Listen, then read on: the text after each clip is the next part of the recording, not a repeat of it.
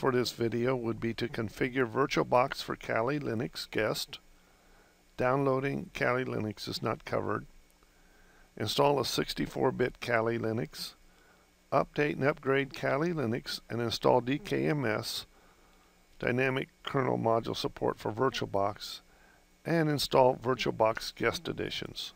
Requirements would be a downloaded Kali Linux.iso file, VirtualBox installed on the host computer, an internet connection, and enough additional RAM, random access memory, to run both host and Kali Linux, about 512 megabytes, but you can do it with 256 megabytes if that's all you have. Additional info, there's a Kali Linux site, DistroWatch, Offensive Security. These are the people that rewrote Kali Linux, and they've got some classes here, and Backtrack on Wikipedia. There's also a Backtrack site, but I found the information there to be out of date and not accurate. Disclaimer: while I've researched this material, I can't fully verify it'll work with all combinations of hardware and software out there, so I've been asked to include a disclaimer. If you wish, you can stop the video and read the disclaimer. Here's the Oracle VM VirtualBox Manager, and what I'm going to do is create a guest machine that will run Kali Linux. Click on New, top left corner. Call this Kali Linux 01. And right here it gives some default version. But there's one thing that you need to do here is scroll down a little bit and go get the 64-bit version, because I'm installing a 64-bit version of Kali Linux. Click Next. And default memory is 256 megabytes. I'm going to double that to 512. Click OK. I think you can run Kali Linux with 256 megabytes, but since I'm using a 64-bit version and I've got enough RAM, I just go up to 512. And the recommended size of the hard drive is 8 gigabytes. I'm going to click Create a Virtual Hard Drive now. And I'm going to add a little more to that. Create, and then VDI, VirtualBox Disk Image. That's the default for setting I'm going to use. Click Next. And dynamically allocated. Basically, a dynamically allocated hard drive file will only use space on your physical hard drive as it fills up to a maximum fixed size. And a fixed size hard drive may take longer to create in some systems, but is often faster to use. The other thing with a fixed size hard drive is once it's created, if it says 8 gigabytes, you'll have a whole 8 gigabyte chunk of your host hard drive taken out and dedicated to your virtual machine. Whereas a dynamically allocated will only use as much as the files that are on the guest machine, up to the 8 gigabyte setting. I'm going to choose dynamically allocated and click Next. And here I generally start off with about 20 gigabytes for my virtual machines. Just my choice here. Create. Now there's some settings that you're going to have to do here. One on system is go to processor and enable PAE NX. That's an instruction set. All the directions with Kali Linux seem to say that this should be enabled on a virtual machine. I'm going along with that, even though I haven't really researched this issue fully, but everybody seems to be going that way. I'm going to click OK here. In storage, I click on empty for the IDE controller, and then I'm going to pick a file. This is where Kali Linux is downloaded on my computer or Windows 7 computer. Local disk C, downloads, and Kali Linux, and just simply select it. With this ISO file, I can go ahead and install Kali Linux directly from the ISO file. Click OK. And that's pretty much it for creating a virtual guest. Here's the Kali Linux 01 virtual guest powered off, so let's go ahead and start it up. Right click, Start. Now you've got a number of different install options here. You've got some live install, and basically I'm going to choose just regular install. Graphical install will allow you to install using your mouse, and then install as speech synthesis is a text-based install, but it's got all the defaults listed, so it's not that hard to do either. But I'm just going to take the basic install, click enter, in my case, default shows up English. I'm going to click yes to that, or just go and click enter, and then country to United States, which is where I'm at. You may have to make some choices there. And American English, we'll hit enter, and that's for the keyboard. And I'm going to let it go on trundle. Anytime there's a screen where you have to make a decision, I'll bring that screen up. And that's for host name. In my case, I'm going to just use the same name I used for the virtual guest, Kali Linux 01, and then hit enter.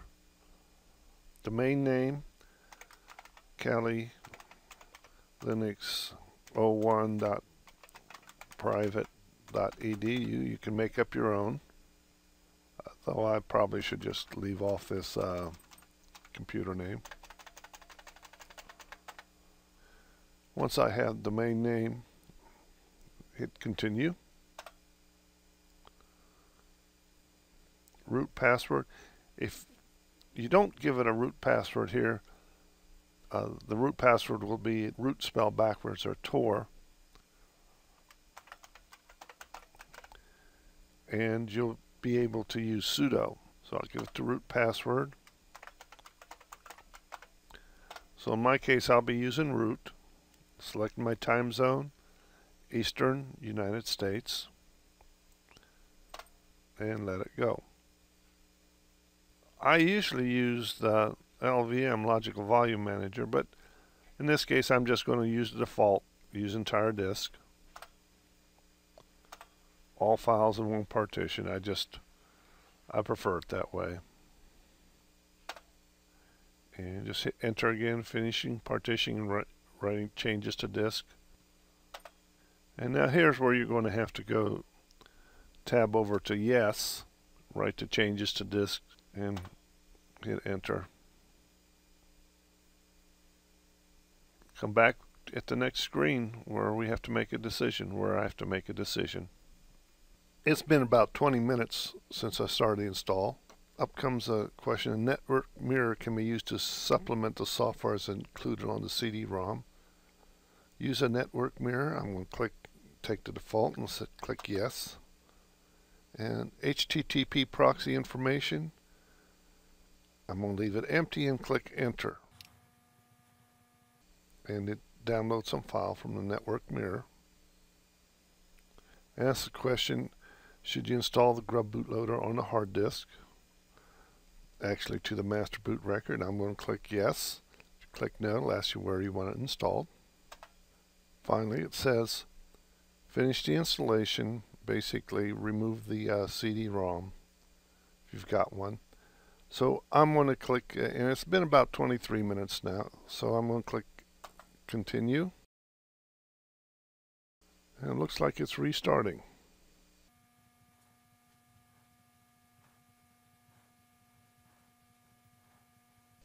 So upcoming the startup screen. Here's Kali Linux after the restart, ready to log on. Username is going to be root. Log in. Password that I created. So before I install VirtualBox Guest Edition, I'm going to do an update and upgrade. So go over here to accessories, pull up a terminal, and I'm going to do a, oops, sorry, forget that sudo stuff. I'm not with Ubuntu anymore.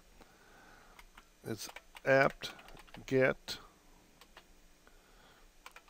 update, and that gets me all my update files. And this is a second line. Apt get, you can do these on separate lines. -y upgrade, and you can do these on 3 lines. And apt get -y, and the -y is simply so you won't have to hit the y or and ask you want to install it. And I'm going to install DKMS. This is a module that works with VirtualBox. So if you upgrade the kernel the VirtualBox guest editions won't have to be reinstalled, and also makes everything run smoother with the VirtualBox guest editions I've found. Make sure everything's spelled correctly, because if you do, if everything's spelled correctly and everything works, you get up and get a cup of coffee and come back in about 15 minutes or half an hour. Here all the updates have been installed and DKMS module has been installed. So now I'm going to basically power it off. Here's Kali Linux 01, and I'm going to go over to storage. Make sure that I have host drive E is empty. Click OK. That makes it easy to install VirtualBox guest editions. Then go ahead, I'm going to restart it. Start. Here's a login screen.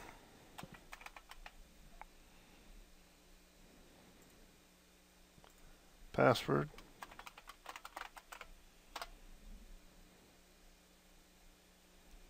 Okay, once the applications menu comes up, go to devices, and I'm going to insert guest edition CD image. And up comes a question: this medium contains software intended to be automatically started. Would you like to run it? And I'll just click on run. Error auto running software. Cannot find the auto run program. So let's just click OK. Pull up a terminal. Accessories. Terminal. And I'm going to go to CD Media. Do an LS. CD-ROM and CD-ROM 0. So let's go and CD-ROM 0. Do an LS. There we have it. This is what's in the VirtualBox Guest Edition CD. So I want to run the program VBox Linux editions.run. The way I run a program when I'm right here in directory is with the dot and /. Permission denied. Well, that didn't work right as I planned. So I'm going to go to CP VBox Linux editions.run. Whoops, spell that correctly. To root CD root, do an LS, and change mod 755 VBox Linux editions.run, do an LS L. Now I'll run it.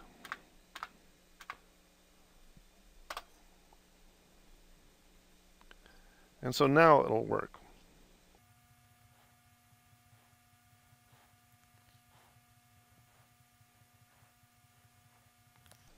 So now VirtualBox Guest Editions is installed. So I'm going to do a reboot.